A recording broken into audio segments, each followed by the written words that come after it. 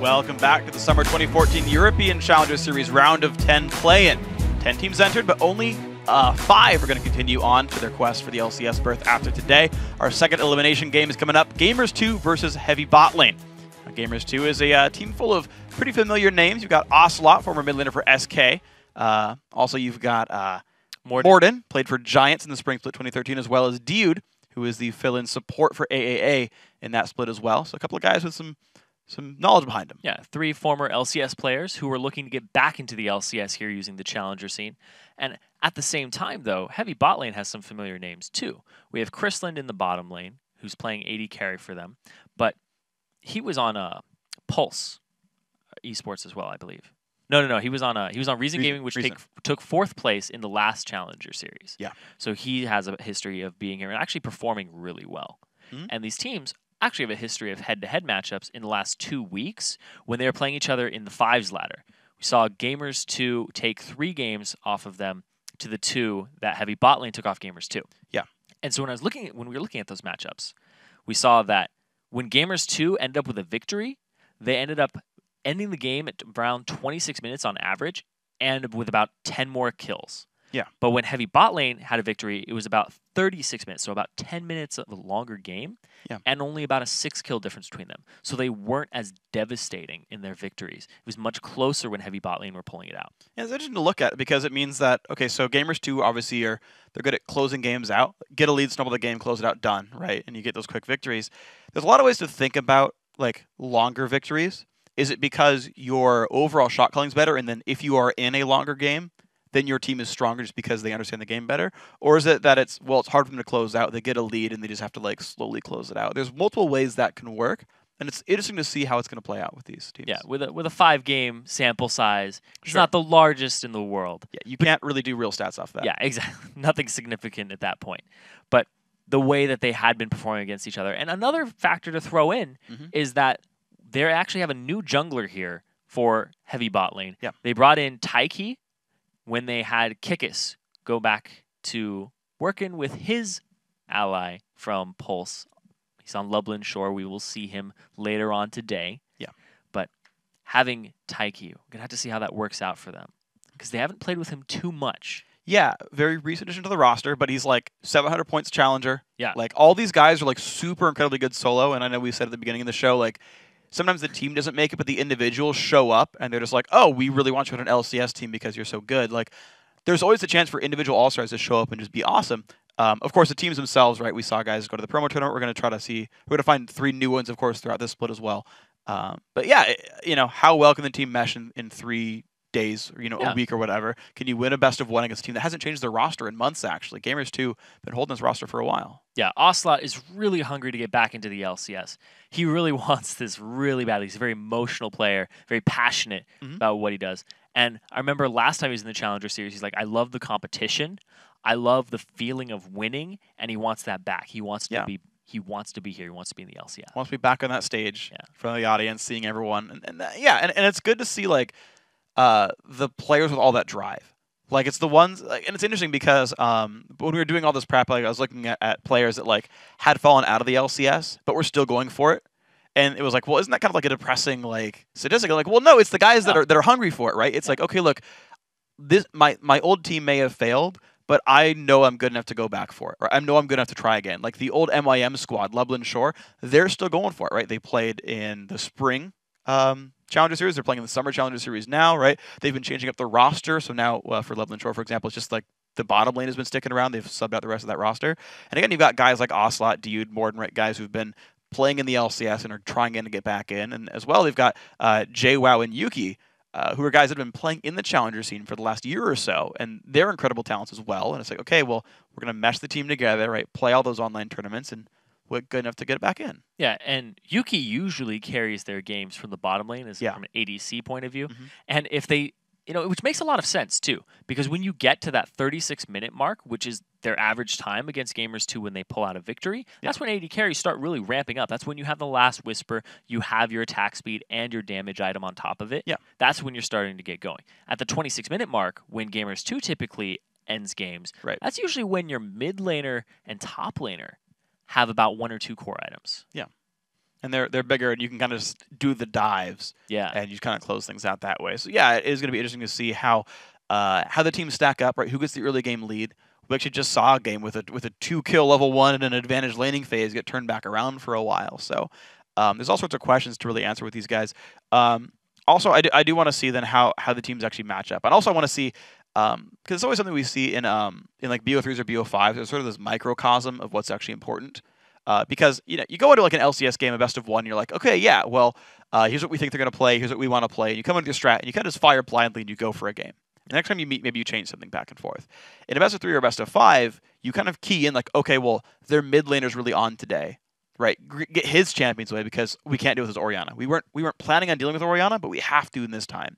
And with these teams, they've played so much in the last couple of weeks, they're actually going to be able to key into each other a little bit. What are the important champions? Again, we're on 4.6 here. When they were playing, it was 4.6 as well. So it's the same patch as when they were playing before. And again, 2 weeks ago. So you're like, okay, well, we can key in on who was really, really big. And for me, it was like Yuki was carrying for Gamers 2.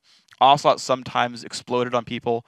Cabochard was tended to be really awesome. Lee Sin was actually a big champion here. As it's a flex pick for heavy bot lane, but it's also Morden's favorite jungler. Yeah, that's absolutely true. Lee Sin, a contested pick here. The top lane Lee Sin with teleport is very potent if you get just a tiny advantage in lane. Yeah. Because you just do so much damage with your AD ratios. And you start building just even more damage on top of it. You're like, oh, got a Hydra, got a Last Whisper, just even more, and you just start ramping up. And then one-shotting AD carries. And you'll be on that back line with teleport in no time. No time. But here's the thing, too, is when they usually carry the game with Yuki for gamers, he's always playing something different. He's carried with Graves, he's carried with Lucian, he's carried with so many different things. Twitch is really good right now, really potent. And at the same time, Ocelot comes up big on things like Orianna, Lulu, Yasuo is in his champion pool. Maybe something I want to ban away. Yeah. But see the Lulu ban coming out here. Targeted over at Astari. Yeah, they don't want Astari. Astari is also the one player on the team who's not in Challenger.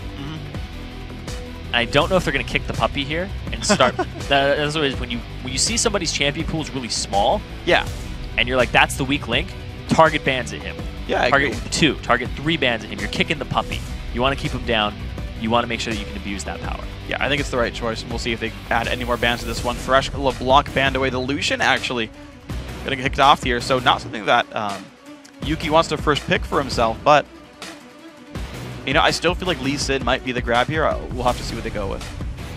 Yeah, and they're sitting on that last ban here. So they don't want the Lucian to come through for Chrisland. He plays a very good Twitch. Yeah, that's the other one. We haven't seen it yet. Yeah. And he's one of those players, like you were talking, you have to be able to play Twitch or it's a liability. And there they go. They thought they would probably first pick it with the Lucian ban coming out. Because you don't ban Lucian unless you're going to play something that is like, I need to have a pretty good lane for myself. So this is what's left. They have Kassadin still on the board, which is still very good right now. Absolutely. Ziggs, does decently against it, but this is the 0.8 shield Kassadin. So Ziggs is not as great as he is on live servers versus Kassadin. But, man, there's really Graves left. Misfortune could also be picked up. Yeah. We saw Misfortune earlier today in the OGN. Yeah. Saw how good that was. To be fair, Kate's still around. Yeah, all the AD carries are honestly playable. But they have their preferences. I don't know, like Lucian, Twitch are kind of the big ones. They got rid of the first pick worthy ones, is what's going on here. Generally, which shows how AD-centric this matchup is between the two teams. True. They don't want Chrisland going off, but at the same time, Yuki has carried their games in the past. Yeah. So. Well, going to be the Pisk. The what? The first pick. There we go. I got first and pick together and I said Pisk. The Pisk. The first pick. I didn't hear the K. Oh. So. No, that's fine. First pick Kassadin does go through for Ocelot. He's going to do his best to carry that game as he scales up. The bot lane are looking to lock in their top end jungle right now. To say, yep, Kha'Zix and Lee Sin, no. I mean, Chrisland's Caitlyn's very, very good. Lee Sin I still think is worth locking into this one. Yeah. They'll take it away from Morden, and they'll also give Cabo his most played top lane. Yeah. So, but it could be a flex pick, so they aren't showing all of their cards just yet. True. Because, Taiki, he can play that. The thing is, he's not even on his, highly played in solo queue. And Lee Sin's a champion where it's like, if you play it a lot. Yeah, generally speaking. That's true. You're a Lee Sin main, or you just don't play Lee Sin at all. Generally, that's my general read on it, Yeah. So we'll see what happens this one. But Lee Sin most likely for Cabochard here, going to blind pick that top lane with no top lane bans at all except for Lulu. to keep in mind. So we'll have to see what Gamers 2's choices are. Only the Thresh ban has come through. And say, well, Morgana's on the table, all this other stuff's on the table, but let's find an engaged support as well as Graves. It's interesting if they do go for Graves. It's a big range disparity, 525 or 650. They're going to play around that with Leona, who's also melee. Yeah.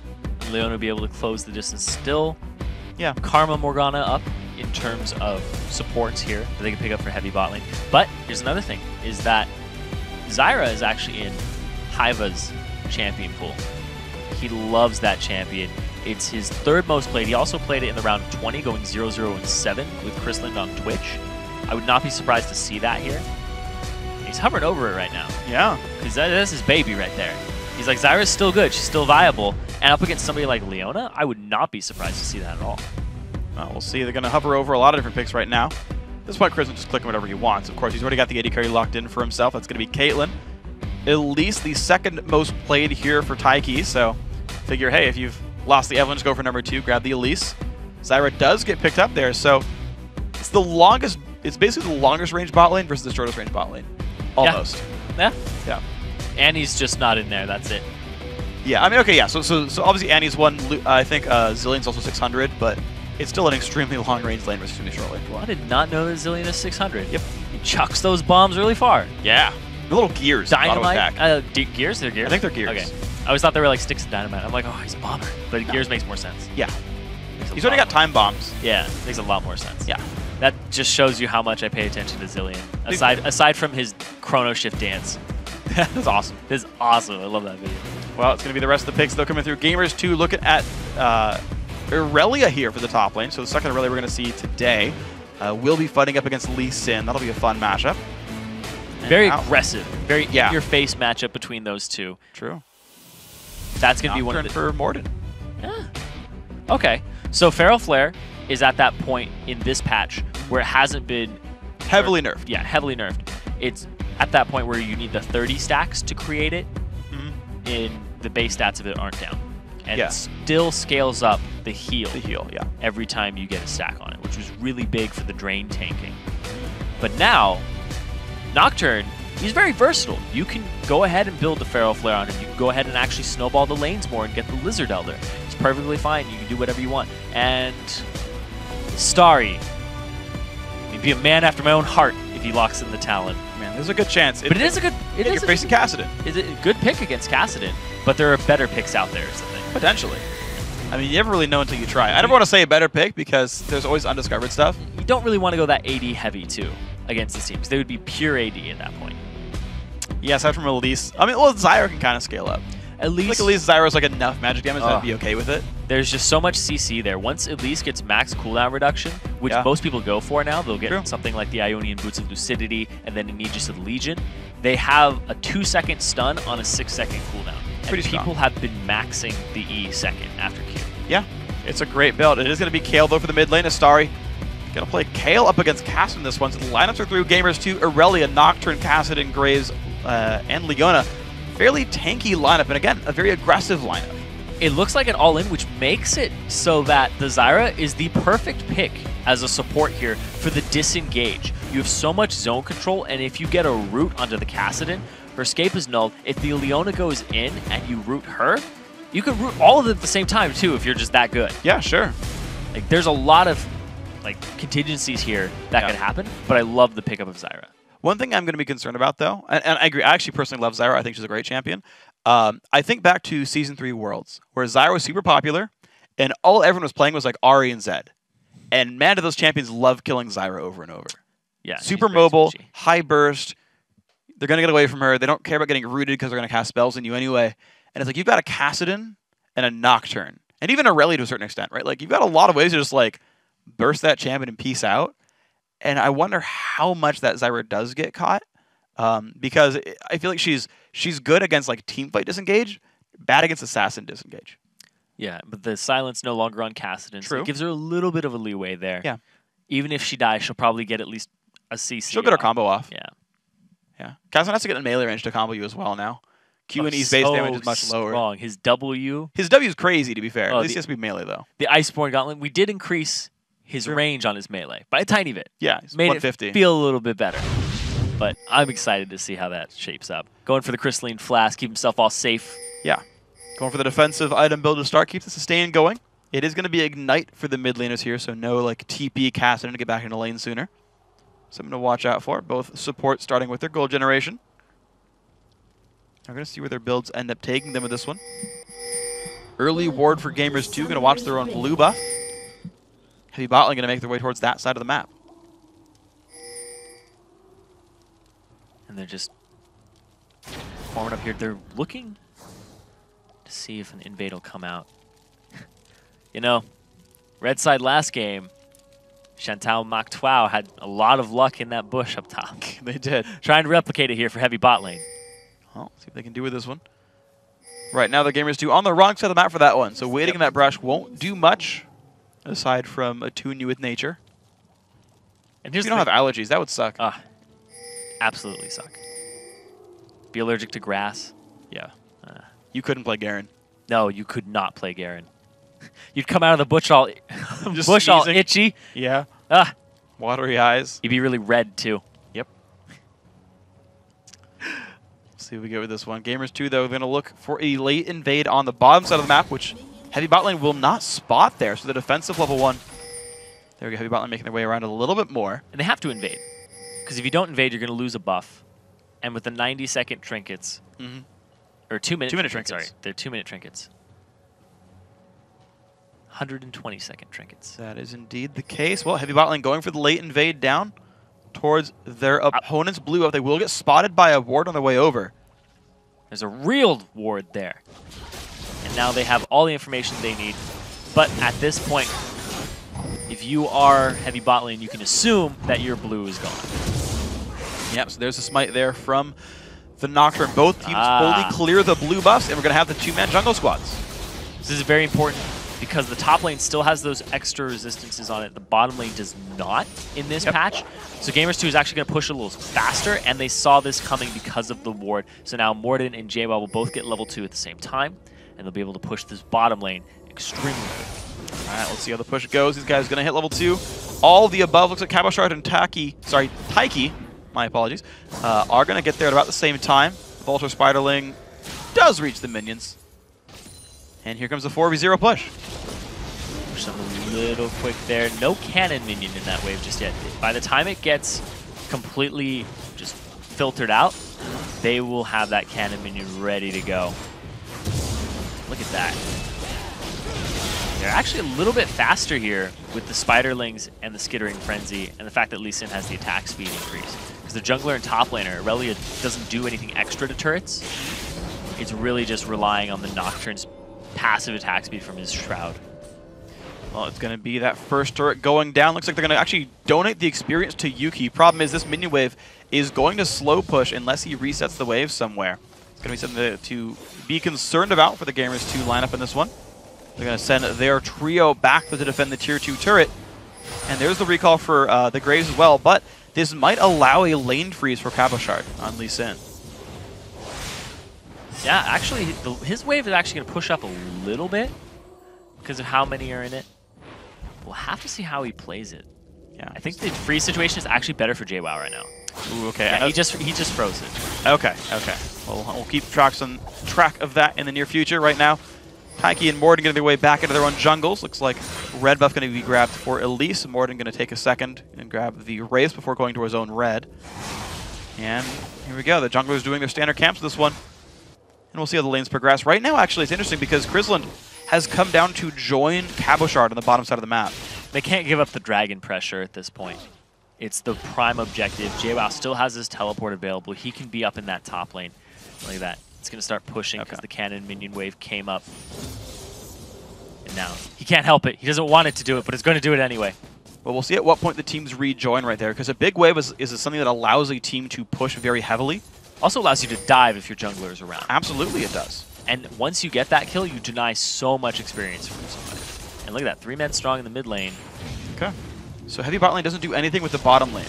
That thing got stacked up, and it's just Chrisland pushed it in, then pieced out for the recall. There's a big wave up top lane for JWoww, but it looks like no one's going to come and try to help that one push out either. So because heavy bot lane typically wins their games against Gamers 2 10 minutes quicker, They're going to try to accelerate the pace of the game. Dude's going to get caught by Grasping Root. Some decent damage, down a half HP, but not going to do much more than deal some damage right there. Buckshot does not quite land, but it's going to be standard lanes right here. So the team's going to reset. Nocturne actually makes his way towards the top lane right here, at least doing the same. Looks like we're going to have a bit of action on this side of the map. And I believe Morden dodged all the wards, as did Taiki. Ooh, nope. New one came down. New one came down. They know that he's there. They also see that he doesn't have as many combat stats as Morden does. Ever so slightly, yeah. It's just barely. But at this early on, still makes a big difference. You've basically multiplied your armor by 25%. What's attack speed now? Oh, yeah. Your attack speed, which is damage. Amazing. Yeah, for Nocturne, it's awesome. All right, Cabochard does not know about this. There's a shadow behind him. Don't look behind you. It's right behind me. Yes, it is. All right, there we go. Stun comes in. The jump back to the minis. He flashes, gets away from the Fear Tether. But as he summon a spell down, so successful gank. Yep, as long as you get a flash, it's a successful gank. Any summoner spell that you get from that person makes so they don't have it in lane, and look at that. Pressure is now on. He's going to be able to buy whatever he wants. Yeah, so that flash did cost 2 jungle camps, though. Taiki cleared away the golems and the wraiths, so if the flash doesn't mean anything, it's just golden experience that actually went heavy bot lane's way. We'll see if it means much. Right now, Gamers2 hold on to a 200 gold lead just from their laning phase so far. We'll see if it means much more as time goes on. Slot easily grabbing some stuff. Taiki going to go buy a ward again. Looks like the ward coverage very good for Gamers2. They've stopped every gank attempt. Yeah, keeping it up, keeping their awareness up. They really want this. They really do. 3 of their members, former LCS, they're playing like it right now. They're playing like they want to be back in there. Yeah, but the thing is they're playing safe. They are. Playing a bit more of a defensive game. I mean, they do have a Kassadin who's going to scale very well, though the problem is Kale does too. But the thing is Kassadin's early game is actually a lot better than it used to be. He stays in lane a lot more. His staying power is immense. Level 6 here. Yeah, big damage from JWoww. One more. Ooh. Did not have Q back up from cooldown, so he couldn't chase any farther. Flash E wouldn't have been worth it either. But big damage comes through. JWoww winning that matchup. Yep. The fact that there's no flash as well means that he wins that pretty much hands down. And then the level 6 advantage, giving him a little bit, but they're going 4 men strong in the mid here. On to Ocelot. Ooh. He can't defend this turret by himself as Kassadin. I like this move. This is very, very smart by heavy bot lane, making their way back quickly to the mid lane with this one. This will almost be their turret. There are some spiderlings here as well, and looks like they will be staying. At the very least, look at it on the next wave. Haiba takes turret aggro. Do you here to defend? Actually, Gamers2 stopped the push with about 300 health left in the turret. Yeah, Ocelot needed help there. They immediately bring it up. Yuki got a little bit of free farm for himself in the meantime. Oh, going in for it. Yeah, so there's some damage right there. You can see the plant does break through the shield eventually. Ocelot is maxing Q, by the way, on Kassadin.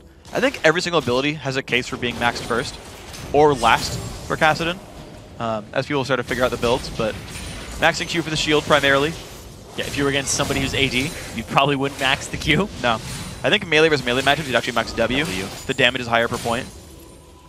And you can just spam at people. And E if you want to wave clear against somebody. It's not even a high damage spell. Like, the wave clear's not even good. On the E? Yeah, it's the same damage as Q. It's like 180 at max rank. So you wouldn't really wave clear with it. Because you can't get 2 off per wave, because it's gated right. Number of spells cast. The base damage on it. Yes, base damage is super low on E. Yeah. Went down. But it's a big giant AoE slow, and as far as like the base cooldown is lower than Q's. If you're in team fights, it'll out damage Q. For what it's worth. The fact that your W is free, you can just get more spells for your Force Pulse yourself. Yeah. And now heavy bot lane making a move for the dragon. It's completely open for them right now. This will be the first advantage of the game for them by about 500 gold. All right, well, there we go. Heavy bot lane making it work. They're bot lane heavy with minions right now, and the whole team's going to show up to push alongside them. Cabochard leading the charge here, level 4, maxing E on Lee Sin, by the way. We do see different builds a lot of the time. Red buff, actually, being grabbed by Morden, but he's not defending. He's just going to be killing away his jungle, and Gamers2 not joining the party in time. Turret goes down.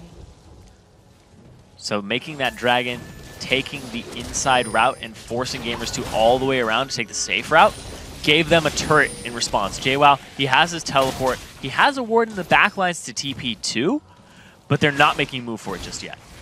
So they do not want to make that one happen at all. Would have been a 4 versus 4. Mid laners would have joined about the same time anyway. Ocelot still just farming 60. 278 in minions right now. A pretty close score between the two of them. But as we expect, Astari to the early lead. We'll see at one point this Kassadin catches back up. Yeah, it's been a 0-kill game so far, but all the outer turrets are about to be taken by heavy bot lane here. Ooh, bit of damage comes in. Good slow is going to land. Some decent damage there onto this actually very low HP Kale at this point. Yeah, heavy bot lane look like they're trying to just get out of the laning phase. Just shut down the Kassadin, make sure Aurelia doesn't scale up, and just allow themselves to teamfight as much as possible and get objectives. Because they just keep going middle. They clear bottom, go middle. Clear bottom, go middle, go where the objectives are. Once they get all the outer turrets, they're going to have to ward up the jungle and make some catches and really good rotations. Yeah.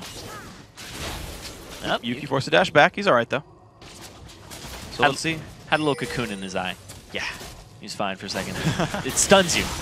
Takes you back. He's fine now. So heavy bot lane definitely playing the more strategic game for this one.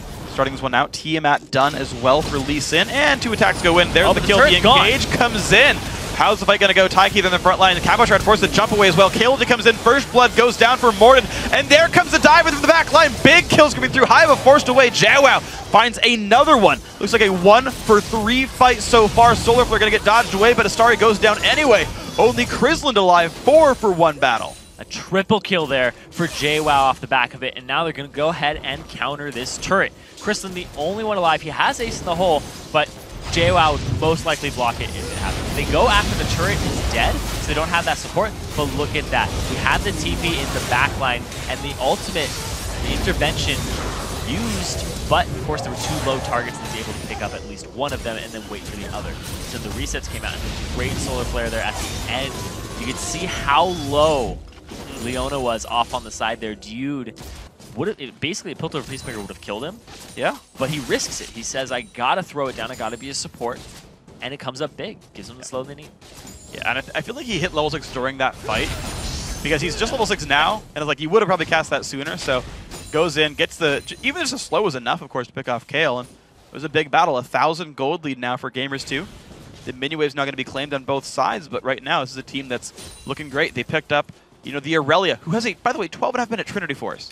That is ludicrously fast. Yeah, all 3 kills funneled onto him. There were 4 kills. He didn't get 1 assist, but meh. Worth it. Yeah. Pretty sure. I mean, he has his cake. Yep, and he'll eat it too later. He might. See, with the Trinity Force, definitely going to make them eat that. There's a lot of damage there very early on for him. We saw an Aurelia in the last game too. Took a very long while for him to get his Trinity Force and to get going. Yeah. Still won. Yeah, still won. Aurelia has a very high priority in European players that play top lane. And it's not so much an NA thing. Or Korea or China. Or Korea, that's very true. EU just has this affinity for Aurelia. And she's actually a very good top laner. The only time I ever see it really played in Korea is as a counter pick to Ryze. Because it does well with the passive. Yeah, I can see that. Prison. It just has such a low duration on it anyway. The extra tenacity just puts it over the top. I was talking to one of the LCS players, actually, and they said that Europe invents the picks, Korea refines them, and then North America copies them. Just like Morgana support. Yeah. Like, I saw it first with Rokat. And it happened again at All-Stars with Zillion support. It's true. Yeah, J-Reed was the first one to do it, I think. Uh-huh. Yeah. Europe invents the picks. Well, there's somebody who did support Zillion probably before that. When Zillion first came out, someone played support Zillion. Yeah. But we're talking, you know, pro play. It's going to be like 20 years, like, I played support Zillion first. Like, yes, you did, to be fair. We just didn't cast it. I played laning Evelyn. When that becomes a thing. That was like the thing at the end of Season 2. Or, yeah, when, right after TPA won All-Stars, IPL 5 was a bunch of mid-Evelyn players. People realized that it was like incredibly powerful. Roam. Yeah, it's super good. You never know where he is. You get enough mana to wave clear all the time because you get your mana back between waves. It was super good. So, Ocelot. Now, notice actually that he's, by the way, almost never using Rift Walk. He's keeping it available from cooldown because the base cooldown's like 7 at rank 1. And so it takes a you don't want to stack it up, 1 because the mana cost is really high, and 2, the base cooldown's pretty high. So he's actually waiting around pretty heavily and leaving it available if he does need to disengage. I want to see if he goes for an Iceborne Gauntlet, because given the armor that he needs to deal with everybody on the team, because Kale does some physical damage. A lot of her attack speed transitions into that. And now, if he does, it's just awesome. His W on top of that, the auto attack reset. fact that it gives you a whole bunch of mana back, and it's a percentage of your max. So the more you have, the more it gives you back. Absolutely. See what else he grabs with this one. Ocelot just stacking his row for now. Heavy bot lane. Looks like they want to start taking control of the map again. They are up and here in time for the Dragon. JWoww does not have teleport, but Cabochard does. That means that JWoww is going to walk his way down there by himself. It will give time for Lee Sin a split push. Heavy bot lane could outplay this and get some free turret pressure. But I think Gamers 2 recognizes that they're going to try to apply pressure and actually start it up and take it, pose the threat so it won't be a free turret. They'll at least have to blow TP or just not, or just give up the Dragon. Yep. Those are the two options. Completely disengaged and said, you know what? The last team fight went better for Gamers 2, so they just trade. It's actually a pretty smart choice. I like this. Cabochard just grabbing a turret as payment for Dragon. At the same time, it means they have to go deeper for more objectives. The fact that Gamers 2 gave up all of these early objectives, but they're still in the lead in terms of gold, is huge. Absolutely. That if Heavy bot lane wants to come back, they have to wait for Gamers 2 to come to them. Well, Gamers 2 happy to wait at least for now.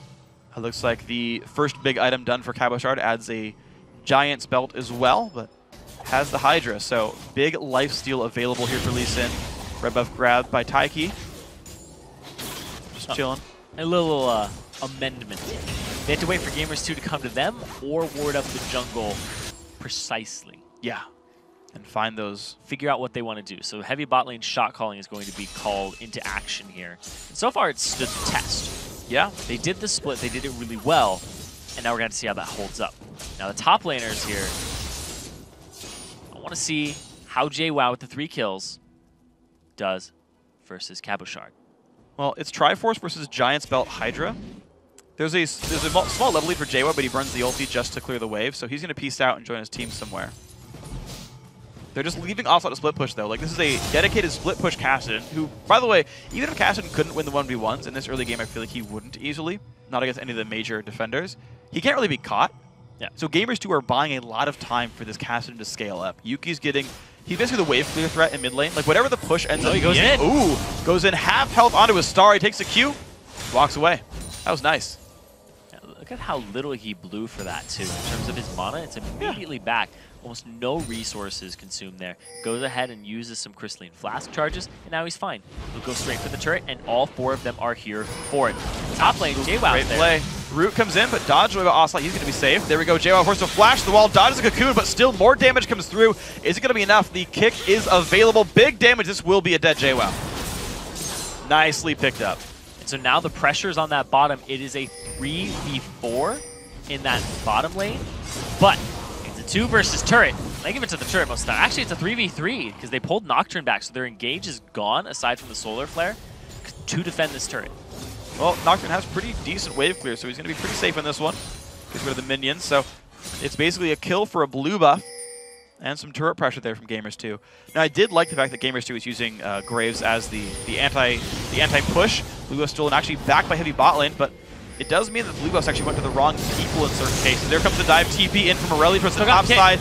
Pick on the Morden. Big damage comes through. Nice repel. Dodges the damage from Aurelia, but Taiki just gets chased down. Ocelot get the kill credit. 5-2. Escaped from 2 members to go into the rest of the majority of the team. Didn't have the vision to cover himself there. Saw that Diode was coming up with Yuki a little too late. The repel call was already entered. But JWoww, the great teleport into the back line there. He showed up the last place you expect him. You're like, wait, we just killed you. Yep. And now you're in front of us. Other side of the map. Well played on this one. Of course, that is a 5-minute teleport cooldown, but worth it, of course. So now, can heavy bot lane play around that TP? They know it's been burned. They know they've got another 4.5 minutes. Can they do anything with that, though, is the real test for these guys. Ocelot back to the bottom lane, back in the split push. He's going to get what farm he can. And this is the playstyle. I mean, Gamers 2, they are slow playing this game. Yeah, he's also got double buffs. It's extremely hard to deal with a Kassadin. He just has Rod of Ages. Sitting on a lot of gold right now, actually. So when he backs, he'll be able to pick up some great goodies for himself and be even more powerful. Like right now, he's a really big threat, but now it's just really disheartening when you see somebody who's already causing at least 2 people to deal with him, and you're like, he hasn't purchased in a while. He hasn't added more to his arsenal. He's just ready to cash in. And that's an aggressive move there by Ocelot. Wow, he's pretty confident in his team's ability to follow up with this one, get some damage down. Kabashard forced to kick back JWoww. And now actually, this is going to be Gamers 2 actually getting us surrounded this one. There's really nowhere for Lee Sin to go unless he can ward hop away safely. So I'm going to get some damage through. Actually, doesn't really land the ulti on that one. Kabashard gets away. Yeah, he used his flash there to get out. He has his teleport available. There's not much he can do. He's up in the fight. Doesn't want to go ahead and split push a side lane. And at the same time, now it's a 5-on-5 in the mid lane. But there's definitely an advantage here for Gamers too. Yeah. They're the team in the lead. But the thing is you don't want to tower dive Zyra. No. That's where the disengage This comes. team can't tower dive. There's no tank. Yeah, exactly. Nocturne built squishy. Aurelia's built squishy. She's actually going for the Zephyr right now. Feral Flare already completed. Yep. The 30-stack Feral Flare. Bladed Rune King on top of it. And Taki, oh! Ooh, Juke's back, but still gets slowed down. Big damage comes through. Kill picked up there for JWoww. 4-1, 20 minutes in the game. And 1 in 3 here for Taiki. Yeah. Also down in levels. And now the Dragon up in 30 seconds for Gamers too. Picking up that kill for themselves allows them to apply the pressure and get the positioning if they wanted it, but instead they're going to back, get all the combat stats, then go contest the Dragon. And it's going to be the case 15 seconds till that comes back up. Now the last Dragon was uncontested by Gamers 2. Or they got that one without anyone really trying to stop them. So the timer is going to be more exact for the blue team here. There's a chance Heavy Bot Lane gives that one up just simply by not knowing exactly when it comes up. We'll see. So Rod of Ages already stacking up on Ocelot. Gets himself the Seeker's Arm Guard. Was sitting on home guard already this early on in the game. So he's ready to move around the map. He's ready to get himself into position. Yeah. And that helps him get to the Dragon just right in time. And they basically conceded. Heavy bot lane, they want nothing to do with this Dragon, but they're going to have to answer for it because now it's gold for Gamers 2. Exactly. Gamers 2 have been just acquiring advantages consistently this game. You got to smack the Baron a couple times, you know. Keep your sanity. Make sure he's awake. Yep. It's like a newborn baby. Make sure it cries. But don't smack it, though. Well, I mean, no.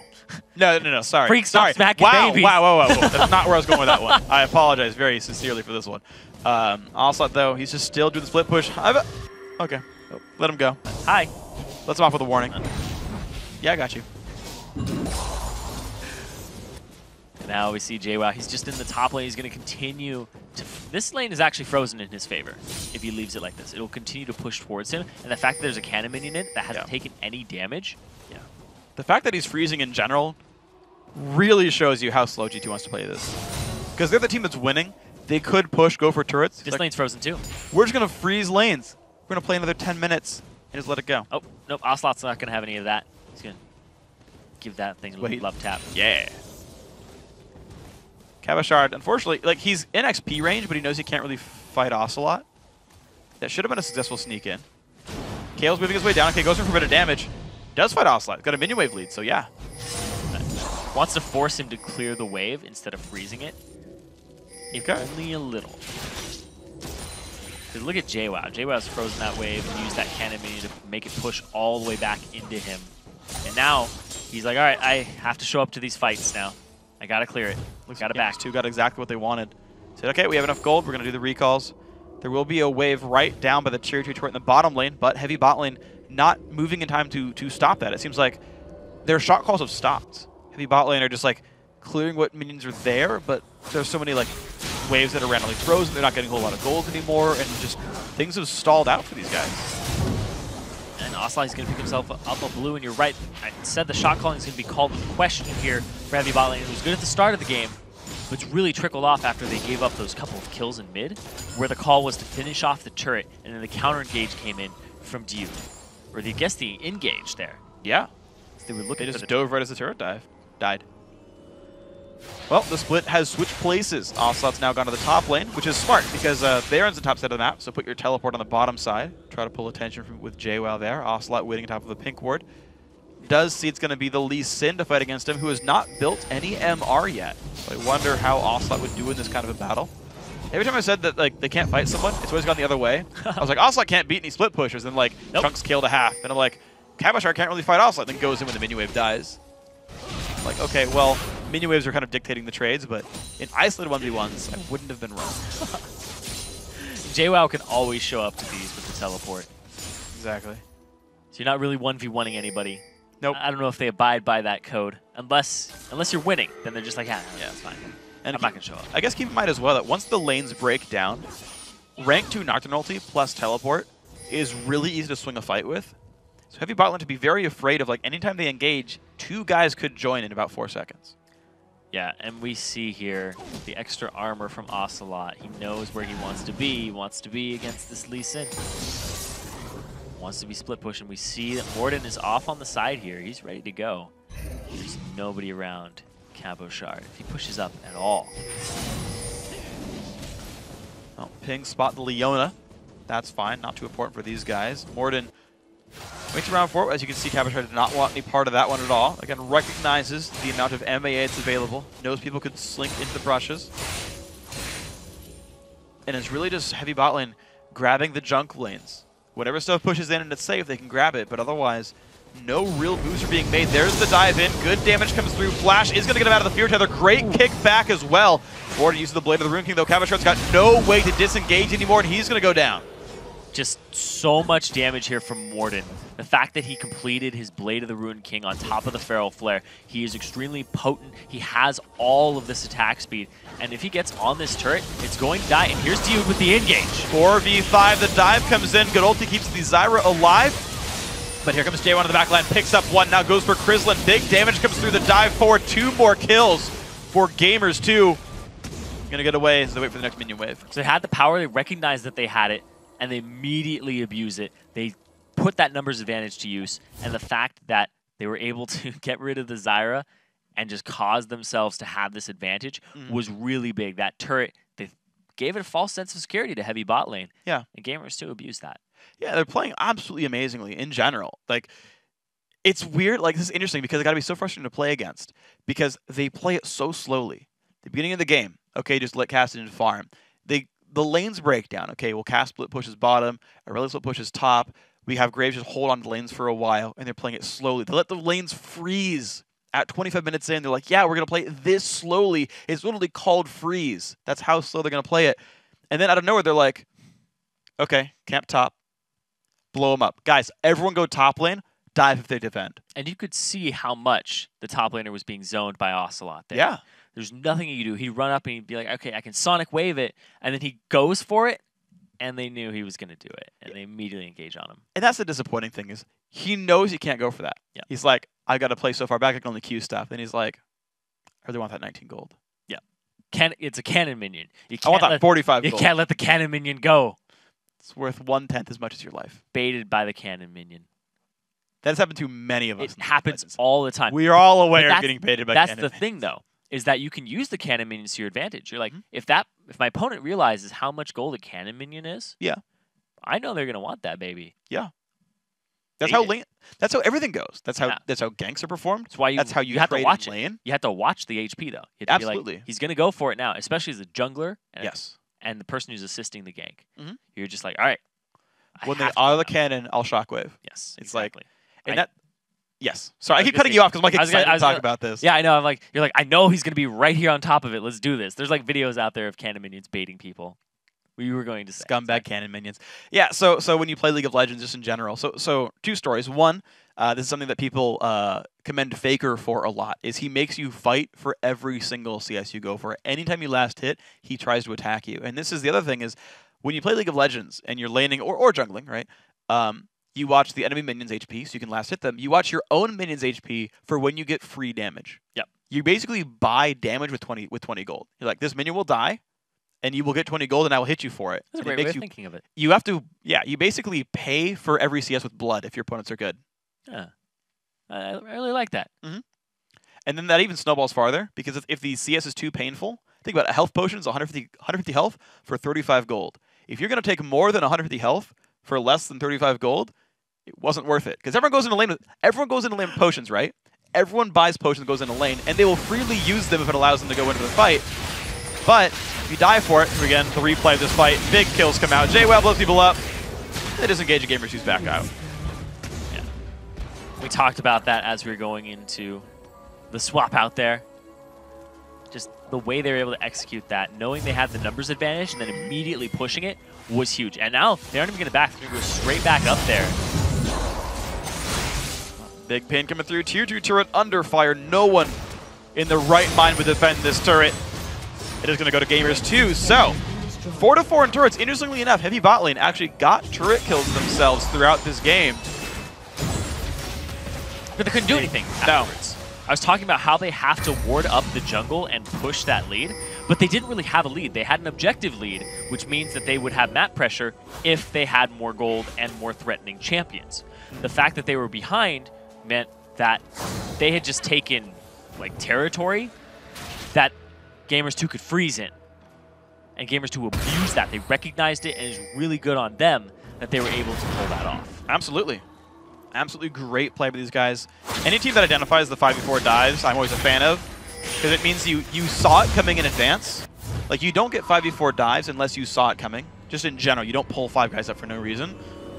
And so they have the foresight to see it 30 seconds in advance, and then the execution to pull it off and get kills for it. That's always a good mark for a team. Now we see the Ionian Boots of Lucidity for Taiki. He's looking for the lockups, very standard build now for Elise. And at the same time, the items are actually pretty decent here for heavy bot lane, but it's the 7K about to be even more gold difference here for Gamers 2. And the fact that they've just stacked these on and they haven't let up. Ocelot has 100% kill participation, and he's going to have more. Oh, Crislin forced over the wall. The engage comes in. Solar Flare does not land onto much, but Astari goes down. 1-for-0. Taiki forced away. Zyra ulti makes him back out, but another 1-for-0. And taking that advantage for themselves. They're going after the Baron here. They throw down the pink ward. Well, Cabochard is around. Taiki will maybe look to steal this one. Does not have flash. It's a one-way trip for the Elise. Dude is on ward killing duty. Gamers 2, will they go for this one? Caitlyn ulti blocked out. Will they burst in time? There's the repel. They go in for the fight anyway. Lee Sin across the wall. Smite comes through. Picked up for Gamers 2 on top of 2 kills as well. Over the wall goes Ocelot. Flash slow comes in. Haiva, Cabochard both getting chased down. 1 kill picked up. Gonna make that 2 in a second. And now only Astari is alive. So they end up getting the Baron for themselves. It's 14-2 in kills. Ocelot still 100% kill participation. He's been involved in all of them. And now they're going to get a mid turret on top of everything that they acquired for themselves in that fight. Just an immense play there. Oh, yeah. By Gamers 2. 28 minutes in, they're like, all right, we can do Baron. We went for top. Now we can do Baron now. And the fact that they are all ready to just dive over the top instead of going for Baron at the start of it all, said, okay, our goal is actually to bait them in, bait the repel if you can. Repel didn't really come out. They just said, okay, screw it, kill him. And they sat there and soaked the damage from Baron, because what you typically do as a jungler, and you're like, I can see the Baron, I can gauge the DPS, the damage per second that's happening to it. How long until I repel now, go in, and smite? And then Gamers 2 got it to about 2,000, and they stopped.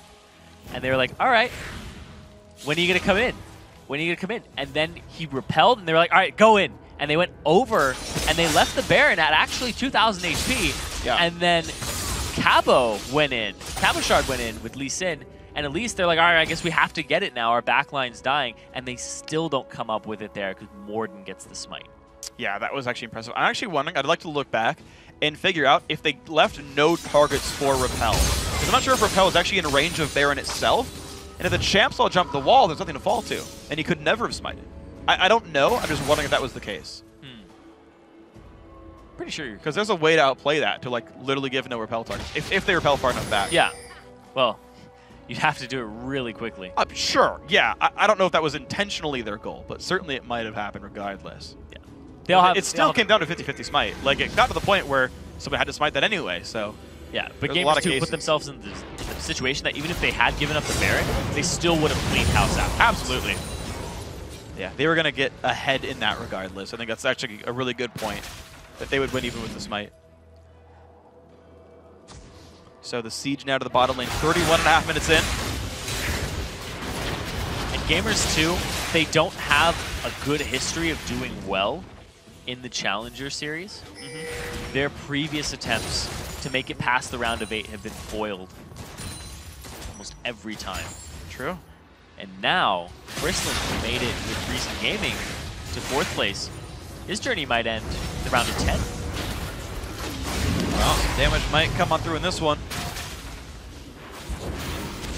And we're going to see who claims the throne in this game and moves on to the top 8. There we go. Turret goes down. The dive in behind the inhibitor. It's going to be Elise falling down rather rapidly. Ocelot unstoppable, 5-0 and 10. Heavy Botland forced backwards very rapidly. 2 more kills come through as Astari and Hiva fall.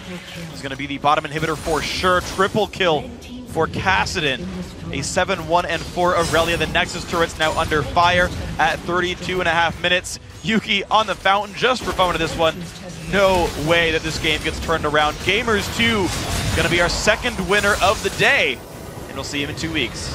Ocelot coming up big there for his team. He became a split-pushing menace. 7-0 and 10 ends the game with 100% kill participation. Nothing happened in that game without Ocelot being there to basically shout and say go. Yeah. You know, being very passionate. And he's a very, very passionate player. Very momentum-based. True. And when he gets going like that, he just takes over the entire game. Yeah, and honestly, they played the lanes a bit slow, waited for team fights, waited to scale up. One thing I really liked from that game is the bot lane of Gamers 2 went 0-0 and 23. Yeah. All of the kills went to the carry lanes up in the top jungle and mid. I find that really interesting, but you've got big AoE coming out, you've got engaged with Leona, Graves sets them up, and you just have the follow-through damage. It was a cool comp. Yeah, he had the AoE damage that he was able to bring to the fight. You know, there were some bans, Twitch and Lucian, aimed at the AD carries in these games, you know, paying their respects to each other, which is definitely warranted. But Ocelot on that 0.8 shield cast and just able to hold his own against Kayle and lane and then come up and show up in the fights. Yeah, honestly, it was this calculated game. The lanes worked out. The first pick Kassadin, I always got to say, to me, if you first pick a champion, there is, maybe not for the player, but to me when I'm watching, there's extra pressure on that guy to say, this better have been worth it to use your first pick, right? Blue side first pick, this better be good for you. It was. Impeccable play on Kassadin, perfect game for him, never died, to my knowledge, unless I'm forgetting something. Nope, he was 7-0 and 10. Yeah, 7-0-10, right? Never died, played the entire game correctly. I still like the mix between passivity and aggression. Like, okay, yes, they took a long time. First blood, 11.5 minutes into the game. They certainly took their time. The entire first half of the game, super slow. But it felt like they hit a switch. It was like Aurelia got a Negatron cloak, and Kassadin, like, maybe it was when he got Zonius, maybe it was even before then, though, and they were like, okay, it's time to push. Yeah. And they just like they started looking for the picks. Nocturne went to go camp a lane and say, if someone shows, we'll kill, and then we'll dive. And they found that. But it was only after a while they're like, okay, now it's time to go. Yeah, they started abusing the power because heavy bot lane saying, we're going to fast push you. And then they did, and they didn't ward up the jungle after they got those 3 outer turrets. True. You have to keep applying pressure because after they got 4 turrets, I believe, they didn't do anything. And we saw JWoww freezing lanes. They did dive him once top and get that kill. Then Nocturne Morden backed and tried to stop that push, and he did. And then they freeze the lane after that. And then bottom lane got frozen. And then they froze top lane with Ocelot again. And it just makes you so frustrated that you make some misplays. You overextend just a tiny bit against a Kassadin Nocturne, and you pay dearly for it. And that's the thing, actually, is when you freeze multiple lanes, like, so the Gamers 2 setup, right, was like freeze top, freeze bot, Graves wave clears. Like, I think Graves was very important. If it was like Ezreal, if that was like Misfortune, like champions that are not good wave, like they can wave clear, but not as well, that's a liability, and you can push through that and dive it. Yeah. And so heavy bot lane, we're up against a wall mid lane. To me, they should have just like shown up in Aurelia's lane with 5 dudes and been like, we're just going to push you down, like react to us. And heavy bot lane didn't do that. Their early calling was good. They got the pushes down. But then once Gamers 2 froze, they stopped thinking. They stopped making plays. They didn't set up Dragon. They didn't use the fact that there's 3 guys all visible in front of a minion lane to like get ward control over like the jungle. Go claim the red buff. Go claim the blue buff. Go set these things up. And none of that really happened for these guys. You said it, right? Kill the outer turrets, put wards in the jungle. Yeah. Not something that happened. Heavy bot lane stopped making plays. Yeah. And the fact that when they ended up getting the objectives, they didn't have a gold lead at all. And then they kept giving up the dragon on top of it. And then Ocelot just got huge. And everybody knows how Ocelot is. When he gets going. Yep. Yeah. I already said it once, but he takes over the game really, really hard. And it worked. So definitely showing that they deserve to be in the round of 8 and be a competitor for an LCS spot. 3 of them, once again, Dude, Ocelot, Morden, all coming up really big that game. And having Yuki and JWoww on top of it, this looks like a really strong team. And Gamers 2, making it to the same point they did previously. Yeah. See if they can go a little farther. We'll see if we can do it with the next try. Guys, we do have to take a quick break and go AFK for 3.5 minutes, but when we return, it's time for our third do or die game of the day when Levelland Shore takes on GG Call Nash. Don't touch that keyboard. We'll be right back.